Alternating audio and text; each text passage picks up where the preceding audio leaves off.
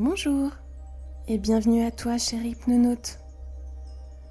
À toi, voyageur de l'esprit qui aime voguer sur les surfaces de l'inconscient, je te dédie l'histoire du jour.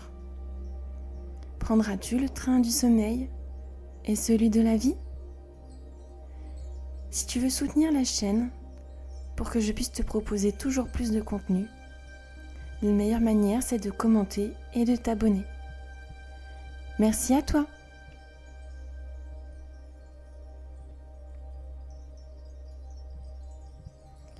Je t'invite maintenant à te concentrer sur l'air qui rentre à l'intérieur de toi. Observe comment l'air traverse tes deux narines. L'air peut être frais qui rentre lorsque tu inspires et chaud lorsque tu expires.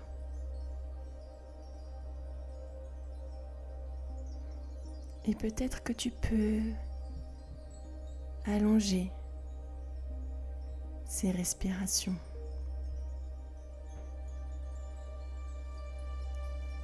Qu'elles soient un peu plus grandes, un peu plus longues.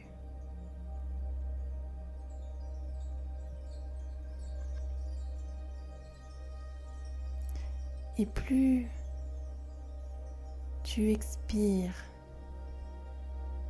et plus tu te détends. Et plus tu te détends, plus ta respiration est grande.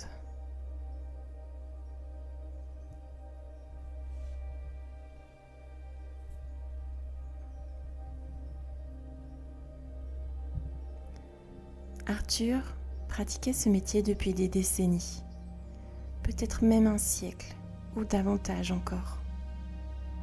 Il n'en était plus tout à fait certain, le temps ayant dilué ses souvenirs comme une encre s'évanouissant dans l'eau.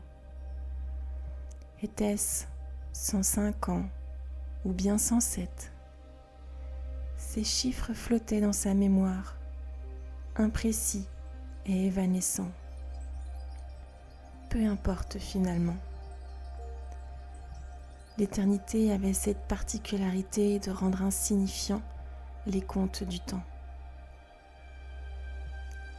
Il n'avait jamais cherché à exercer cette fonction, jamais candidaté nulle part et n'avait rien demandé à personne.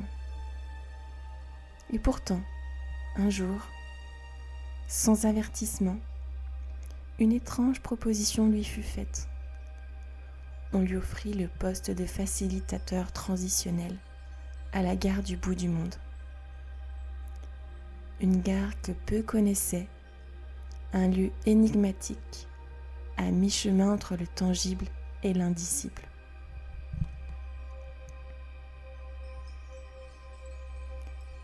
Arthur se souvenait encore de ce moment singulier où on lui exposa ses nouvelles responsabilités. Il devait se tenir prêt à accompagner les voyageurs en transition, ceux qui se trouvaient à la croisée des chemins, entre deux mondes, deux réalités. Son rôle ? Améliorer leur voyage. Pourquoi avait-il accepté ? Il ne saurait le dire avec exactitude. Peut-être la curiosité, peut-être un appel intérieur, ou peut-être simplement le besoin de donner un sens à son existence éternelle. Toujours est-il qu'il avait dit oui, sans hésitation, comme si cette réponse était inscrite en lui depuis toujours. Et depuis lors, il se tenait là, fidèle à son poste, observant le flot incessant de voyageurs. Chaque jour, des trains partaient depuis cette gare aux confins du monde. emportant avec eux des passagers vers des destinations inconnues d'Arthur. Ces trains, loin des constructions ordinaires de métal et d'acier, étaient d'une beauté saisissante et étrange. Ils étaient entièrement faits de verre, chaque wagon semblant sculpté dans une seule pièce, et leur transparence les rendait presque irréels. Les couleurs qui les habillaient changeaient au gré des jours, tantôt rose, tantôt bleu, parfois orange. Ces teintes vives et éclatantes se reflétaient sur les quais, transformant la gare en un kaléidoscope vivant, où les lumières dansaient au rythme des départs. Arthur ne se lassait jamais de les contempler. Chaque train était une œuvre d'art mouvante, un chef-d'œuvre de finesse et d'élégance qui captivait son regard, même après toutes ces années. Il avait appris que ces couleurs n'étaient pas choisies au hasard. La compagnie qui gérait ces voyages vers l'inconnu avait réfléchi longuement à l'impact qu'elles pouvaient avoir. Ces teintes joyeuses et rassurantes étaient censées apaiser les voyageurs tourmentés qui s'apprêtaient à embarquer, leur signifiant qu'ils avaient pris la meilleure décision possible, que ce voyage vers l'inconnu, aussi effrayant soit-il, était le bon choix pour eux. L'inconnu pouvait être terrifiant, mais il devait aussi être séduisant pour que ceux qui hésitaient puissent trouver en eux le courage de monter à bord. Et puis, il n'y a pas que la destination qui compte. Le trajet pour y arriver apporte aussi son lot d'émerveillement.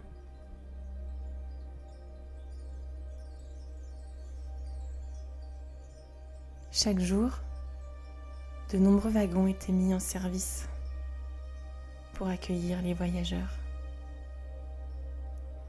Arthur espérait toujours que la journée verrait arriver une flopée de courageux prêts à franchir le pas. Mais hélas, les trains étaient souvent loin d'être pleins. Rares étaient ceux qui osaient affronter l'inconnu. Rares étaient ceux qui avaient suffisamment de foi en leur décision pour monter dans ces trains de verre et s'élancer vers un avenir incertain. Après tout, ce type de voyage n'était pas facile. Il fallait une force intérieure considérable pour se détacher du connu, pour accepter de s'aventurer vers une destination que l'on ne pouvait ni voir ni toucher. Depuis plus d'un siècle déjà, Arthur s'était consacré à l'accompagnement des voyageurs, les aidant à franchir les différentes étapes de leur périple. Chaque voyageur apportait avec lui une histoire unique, un mélange complexe de craintes, d'espoir et de rêves. Arthur avait appris à les comprendre, à lire dans leurs yeux ce que les mots ne parvenaient pas toujours à exprimer. L'autre jour, une jeune fille s'était présentée à la gare, débordante d'énergie et de motivation. Elle portait en elle un projet qui semblait la faire brûler d'impatience. Mais son train avait du retard. Arthur avait senti sa détermination vaciller, non pas à cause d'un manque de volonté, mais parce que les conditions n'étaient tout simplement pas favorables ce jour-là. Les éléments semblaient s'être ligués contre elle, et Arthur en fut peiné. Il savait à quel point ce voyage lui tenait à cœur. Pourtant, il n'était pas encore temps pour elle de partir.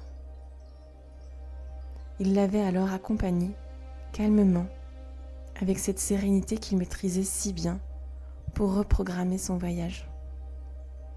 Ensemble, ils avaient trouvé une nouvelle date, un nouvel espoir, et il lui avait assuré que lorsque tout serait prêt, le train l'attendrait et ce serait le moment parfait. Un autre jour, un homme d'une quarantaine d'années était venu à lui, le visage marqué par l'angoisse. Il était à la veille du départ, mais la peur avait pris le dessus. Son esprit était en proie à toutes sortes de scénarios catastrophes, chaque pensée plus paralysante que la précédente. Et s'il manquait d'argent pour poursuivre son voyage? Et si sa famille ne soutenait pas sa décision? Pire encore, s'il échouait, que dirait-on de lui? Était-il vraiment capable d'entreprendre ce voyage? Pourquoi avait-il pris cette décision au départ? Ces questions tournaient en boucle dans son esprit, érodant peu à peu la confiance qu'il avait patiemment construite. Arthur avait écouté en silence, comprenant que l'homme n'avait pas besoin de réponse, mais d'une oreille attentive. Il savait que ses doutes étaient naturels, inévitables même, face à l'immensité de ce qui l'attendait. Il l'avait donc aidé à recentrer son esprit, à se rappeler pourquoi il avait décidé de partir. Ensemble, ils avaient dissipé les nuages d'incertitude, suffisamment pour qu'il puisse entrevoir à nouveau la lumière de son propre courage. Ce n'était pas une garantie de succès, mais une reconquête de sa détermination. Arthur avait vu ces scènes se répéter des milliers de fois, sous des formes infiniment variées. Chaque voyageur était un univers en soi, avec ses propres batailles intérieures.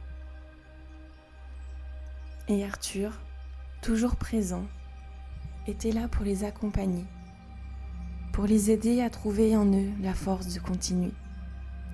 Car au bout du compte, ce n'était pas le train, ni même la destination qui importait le plus, mais bien le voyage qu'il s'apprêtait à entreprendre. Arthur en savait peu sur la destination des trains. Le moniteur installé sur le quai affichait simplement un mot énigmatique. Rêve. Était-ce un lieu tangible, ancré quelque part sur une carte du monde, ou bien une contrée éthérée, hors de portée des yeux et de l'esprit? Où se trouvait-il exactement, ce rêve? Et surtout, à quoi ressemblait-il?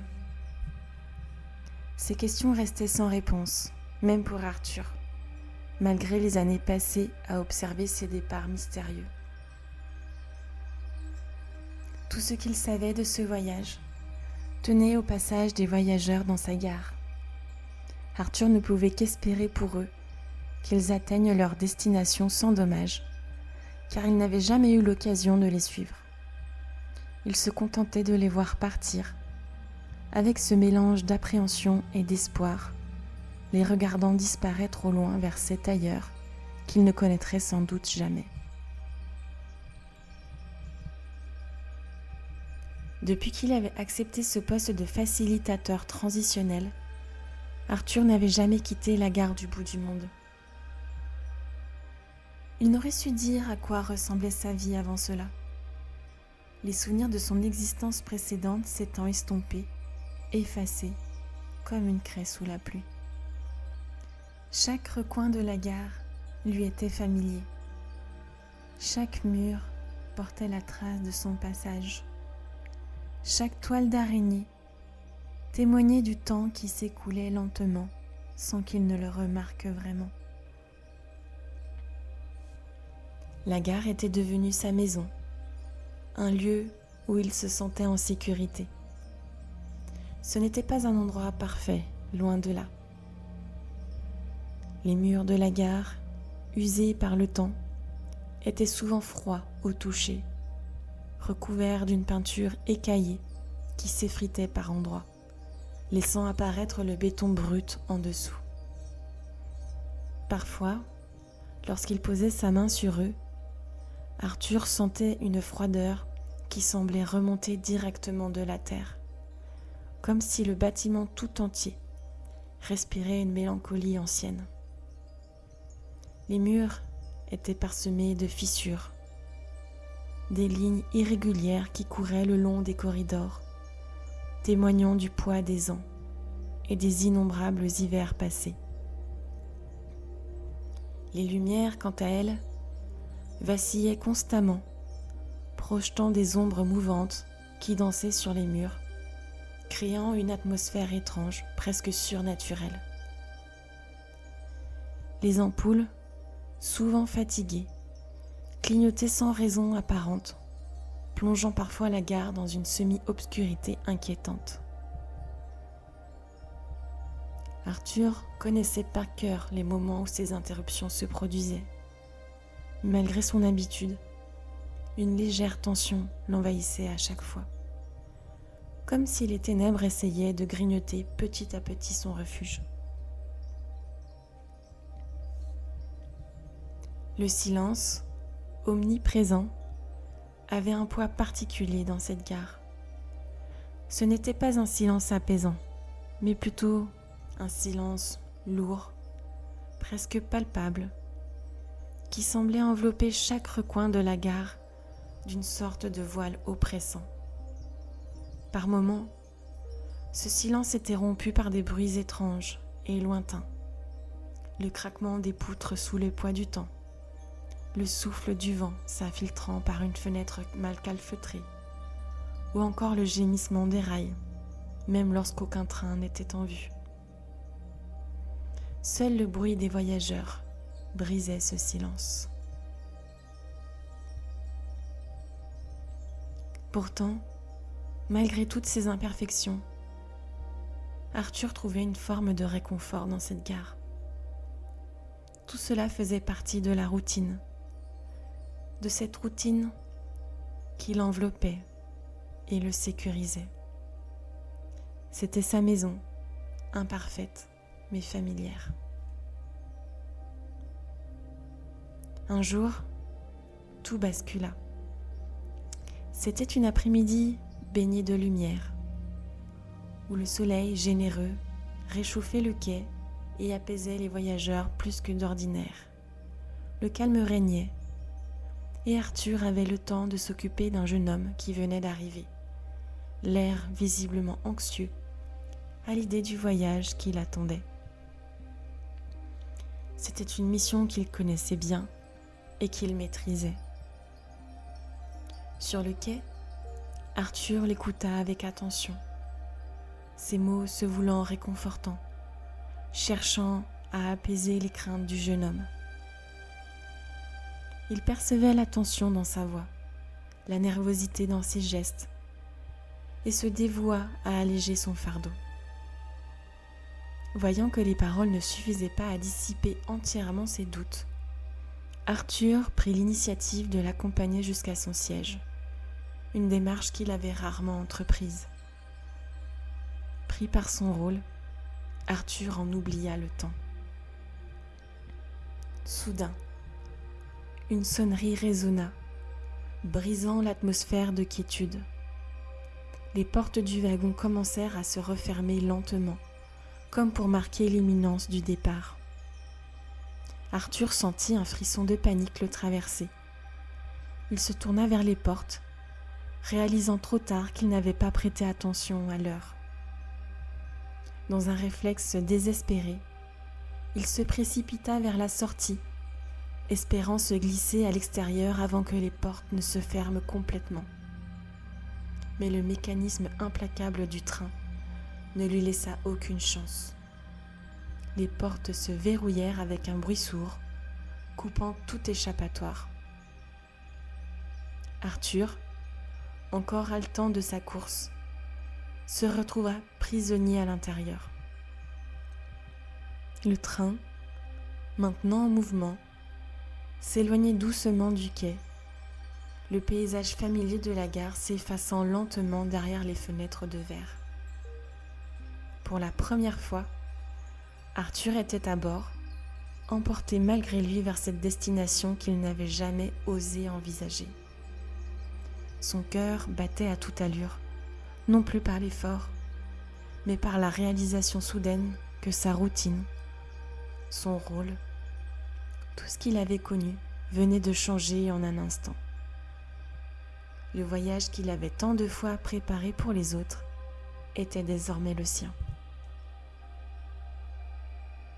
Durant le trajet, une tempête d'émotions déferla en lui, chacune se succédant sans répit, le laissant à la fois désorienté et profondément touché.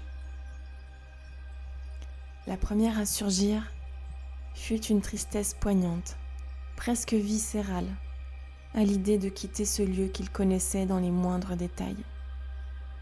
La gare du bout du monde était bien plus qu'un simple lieu de travail.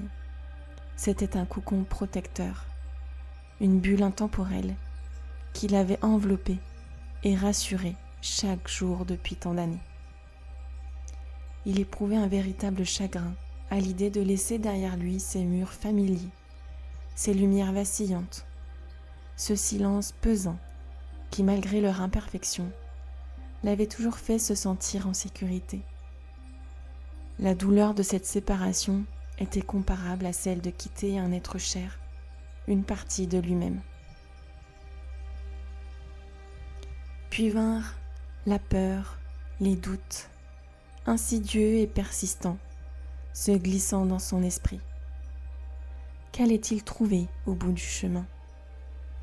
L'inconnu, qui avait tant effrayé les voyageurs qui l'avaient accompagné, se dressait maintenant devant lui. Une masse indéfinie de possibilités et de peurs. Et s'il ne trouvait rien ? Et si ce voyage ne menait qu'à une impasse, à une désillusion ? Arthur sentait son esprit vaciller. Pourtant, au milieu de ses pensées sombres, une lueur d'espoir fit son apparition. Par moments, il se surprenait à savourer les paysages qui défilaient derrière les vitres de verre, des panoramas qu'il n'avait jamais vus auparavant. Chaque scène qui passait devant ses yeux éveillait en lui une curiosité oubliée, un émerveillement qu'il n'avait pas ressenti depuis longtemps. Il commença à imaginer qu'une vie différente, peut-être même meilleure, pouvait l'attendre au bout du voyage. Cette idée, bien que fragile, s'insinua dans son cœur, semant une graine d'optimisme au milieu de ses angoisses. Mais cette douce rêverie fut bientôt balayée par un sentiment de honte, une honte amère qui montait lentement, étouffant peu à peu l'enthousiasme naissant. Pourquoi n'était-il pas parti plus tôt ? Pourquoi avait-il attendu si longtemps, se contentant de cette routine sécurisante, sans jamais oser franchir le pas vers l'inconnu ? Cette question lancinante le tourmentait. Il se rendait compte que, toutes ces années, il avait été le facilitateur des autres, les encourageant à entreprendre des voyages qu'il n'avait jamais eu le courage d'entamer lui-même. Cette prise de conscience lui pesait lourdement, ajoutant une nouvelle couche d'émotion à l'agitation intérieure qui le consumait. Et puis, il ressentait à nouveau de la peur, des doutes, de la joie, de la fierté. Chaque sentiment semblait prendre le relais du précédent, le poussant dans un marathon émotionnel dont il ne voyait pas la fin.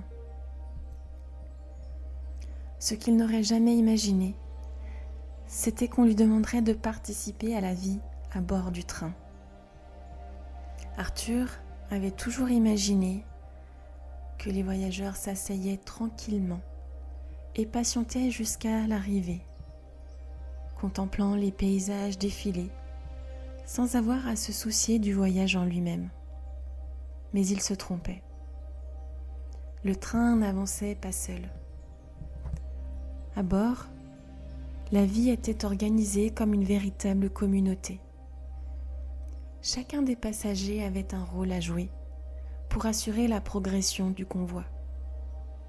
Chacun leur tour, ils devaient se rendre dans la locomotive pour pédaler, fournissant l'énergie nécessaire pour maintenir le train en mouvement. Les pédales, usées par le temps, nécessitait un effort collectif et chaque rotation contribuait à faire avancer le train vers sa destination. Ce travail, physique et exigeant, demandait de la coordination et de l'endurance. Arthur, habitué à la stabilité de la gare, se retrouvait maintenant à devoir contribuer à l'effort commun, sentant la tension de ses muscles et le rythme accéléré de son cœur. D'autres jours, il fallait entretenir le train, les vitres, larges et transparentes, devenaient rapidement couvertes de traces, ternissant la vue des paysages magnifiques qui défilaient à l'extérieur. Arthur se vit attribuer une éponge et un seau. Le sol et les sanitaires demandaient également une attention constante. Le passage des nombreux voyageurs laissait des traces de leur présence, et il fallait veiller à ce que tout reste propre et fonctionnel. Arthur, qui n'avait jamais eu à se soucier de telles choses dans la gare, se retrouva à frotter des carrelages, à réparer des tuyaux qui fuyaient, et à veiller au bien-être de ses compagnons de voyage. Il comprit alors que ce voyage n'était pas simplement un déplacement d'un point A à un point B. C'était un chemin qui demandait des efforts, de l'engagement et un sens du collectif. Chacun devait contribuer, partager les responsabilités et soutenir les autres dans les moments difficiles. Après ce qui sembla une éternité, peut-être plusieurs jours, peut-être des semaines, le train commença enfin à ralentir. Le bruit régulier des roues sur les rails, qui avait accompagné Arthur tout au long du voyage, s'atténua progressivement jusqu'à ne devenir qu'un léger murmure. L'excitation, mêlée d'appréhension, envahissait les passagers, et Arthur, lui aussi, sentait son cœur battre plus fort à l'idée de découvrir enfin ce lieu mystérieux. Lorsque le train s'arrêta complètement, un silence presque solennel s'installa. Les portes s'ouvrirent en douceur, laissant pénétrer l'air frais à l'intérieur du wagon. Les premiers pas d'Arthur hors du train furent hésitants, presque timides, comme s'il craignait de déranger l'harmonie du lieu. Il prit une grande inspiration, laissant l'air frais emplir ses poumons, et leva les yeux pour découvrir ce qui les entourait. La beauté de ce lieu le saisit immédiatement, l'enveloppant comme une vague de chaleur bienfaisante. Devant lui s'étendait un paysage d'une splendeur indescriptible, vibrant d'une énergie palpable, presque tangible. Les couleurs étaient plus vives, les sons plus clairs, et l'air semblait chargé d'une douceur réconfortante. Tout ici semblait à la fois familier et étrangement nouveau, comme si ce lieu appartenait à un souvenir enfoui dans un recoin de sa mémoire, une mémoire qu'il n'avait jamais su qu'il possédait. Arthur se tenait là, immobile, submergé par une émotion intense. Il avait l'impression de reconnaître ce lieu sans pouvoir se rappeler où il l'avait déjà vu. C'était comme si chaque fibre de son être résonnait avec l'énergie de cet endroit. Une énergie qui le traversait, l'emplissait, le faisant vibrer à l'unisson avec son environnement. Il comprit alors, dans un éclair de lucidité, que ce lieu l'avait toujours attendu. C'était ici qu'il était destiné à venir depuis toujours, même s'il n'en avait jamais eu conscience. Il réalisait maintenant que toutes ses peurs, tous les doutes, et même la routine sécurisante de la gare n'avaient été que des préparations, des étapes nécessaires pour le mener jusqu'à cet endroit. Arthur sentit une paix profonde l'envahir, comme si toutes les pièces du puzzle de sa vie venait enfin de s'assembler. Il était chez lui, dans ce lieu d'une beauté transcendante. Un endroit qui n'était pas seulement une destination, mais un accomplissement. Ici, il n'y avait plus de questions, plus de craintes, seulement une certitude tranquille. C'était là qu'il était censé être, et il n'avait plus besoin de chercher ailleurs.